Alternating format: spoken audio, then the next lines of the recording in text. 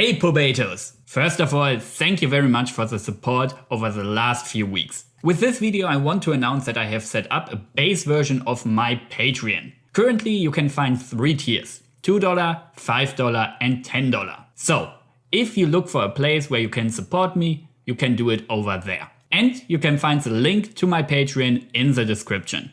But I want to mention 2 important things. Currently, all tiers are simply support tiers, with no advantages over the other. In the future I will add stuff to each of the tiers, but those things will be smaller stuff like taking part in polls for future videos, getting mentioned in the videos, channel updates and stuff like this. However, I will never put content behind a paywall that I think you need to learn Unreal Engine.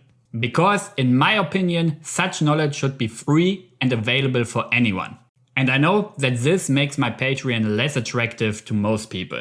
But the point of this Patreon is not to make you pay for more content, but rather to provide a place where you can support me in providing informative videos about Unreal for everyone. For future updates about changes in the structure of my Patreon, you will probably find them on my Patreon itself. With that, thank you to everyone who is already supporting me by watching the videos, because this shows me that there's a purpose in making those videos. So, see you next time.